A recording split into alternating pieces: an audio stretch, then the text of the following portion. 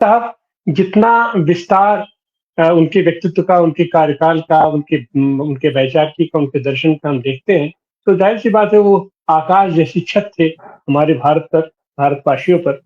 और ख़ास करके आज जब 10-11 साल बीत रहा है और ये प्रधानमंत्री एक भी प्रेस कॉन्फ्रेंस नहीं किया। उसमें उन्होंने अपना रिकॉर्ड ही है ये 270 217 प्रेस कॉन्फ्रेंस उन्होंने किया और बड़े-बड़े खुला आमंत्रण था सारे पत्रकारों को। और पत्रकारों को झेलना, पत्रकारों को आमंत्रित करना, मुस्कुरा करके उनके हर प्रश्नों का जवाब देना, ये अपने आप में जनतांत्रिक मूल्यों की शायद पराकाष्ठा ही कहा जा सकता है। तो ऐसे इन सारे हालातों में और पूंजीवाद के जनक के रूप में उदारवादी नीतियों के प्रवर्तक के रूप में उन्हें देखा जाता है, लेकिन उनके सबसे प्रबल सहयोगी अगर आप कहें या सहभागी कहें तो ऐसी हालत में लेफ्ट था। तो लेफ्ट को भी इतना स्पेस देते हुए मनमोहन सिंह के इस सारे कार्यकाल को, सारे व्यक्तित्व को आप कैसे याद करते हैं? डॉक्टर सलीम साहब। शुक्रिया तिवारी जी। मनमोहन सिंह का अभी अभी निधन हुआ है। उनका पार्थिव शरीर अभी हमारे बीच है। तो मैं समझता हूँ कि बहुत ज्यादा क्या हुआ, क्या होना चाहिए था, क्या नहीं किया, क्या करना चाहिए था, इसका मौका नहीं है। मैं प्रधानमंत्री नरेंद्र मोदी का जो एक्स पे मैसेज है उसको देखता हूँ, तो उसमें उन्होंने कहा है कि उनकी बुद्धिमत्ता और उनकी विनम्रता, ये दो चीजों ने प्रधानमंत्री को सबसे ज्यादा प्रभावित किया। देखिए, जब कोई बुद्धिमान होता है तो उसके अंदर घमंड आ जाता है, वो मक्कारी करने लगता है और क्या-क्या करता है ये हम आजकल देख रहे हैं। लेकिन ये कि बल्कि जिनके अंदर बुद्धिमत्ता नहीं होती है वो भी ये सब करने लगते हैं। अ, लेकिन मनमोहन सिंह बहुत ही बुद्धिमान थे और उसके बावजूद बहुत ही विनम्र थे।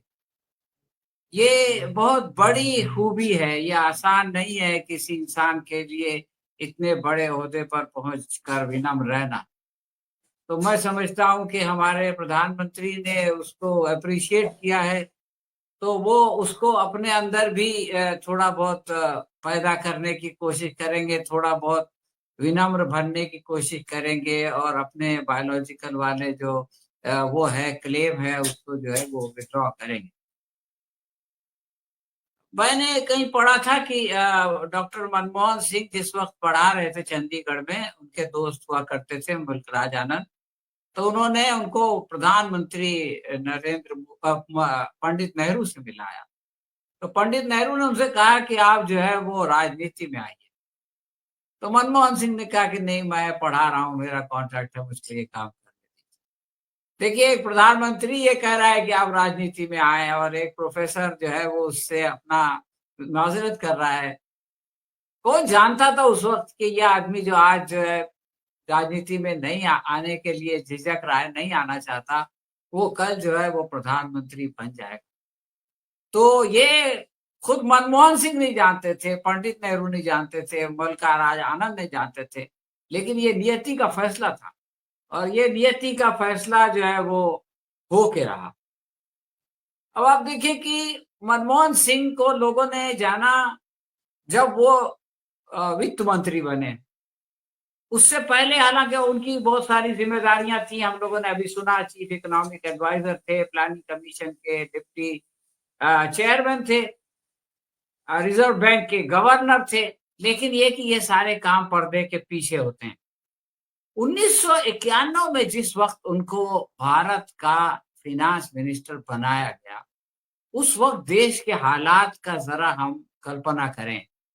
यानी पूरे हिंदुस्तान में अडानी जी जो है वो राम रथ यात्रा लेके निकले हुए हैं और आग और खून की होली खेली जा रही है पूरे देश में। यानी राजनीतिक स्थल प उसपे जो है इतना बड़ा हंगामा है और आर्थिक परिस्थिति ये है कि 2 हफ्ते से ज़्यादा का हमारे पास पेमेंट के लिए, इम्पोर्ट पेमेंट के लिए जो है वो धनराशि नहीं और भारत को जो है वो अपना सोना गिरवी रखना पड़ रहा है बैंक ऑफ इंग्लैंड में।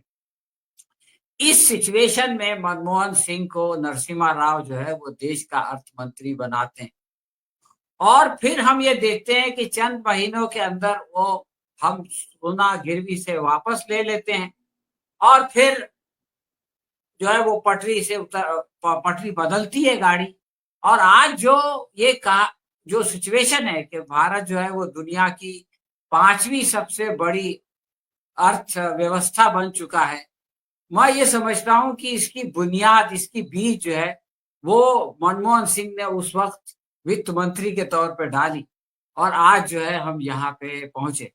और जब वो प्रधानमंत्री बने तो उस वक्त जिस तेजी के साथ जो ग्रोथ हुई है, वो जो है वो एक एक ऐतिहासिक चीज है जिसका कोई इनकार नहीं कर सकता। लाल फीताशाही जो थी, ये सही बात है कि पब्लिक सेक्टर का मामला गलत था, लेकिन लाल फीताशाही ने जो नुकसान किया था, जो रुकावट थी, उसको लांघना बहुत आसान नहीं था।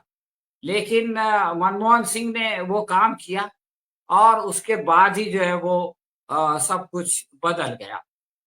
देखिए, मनमोहन सिंह की जिंदगी में हमको देखें उस जमाने में जब वो बच्चे थे और आज के जमाने में, वो ये कहते थे कि सबसे बड़ी चीज एजुकेशन है।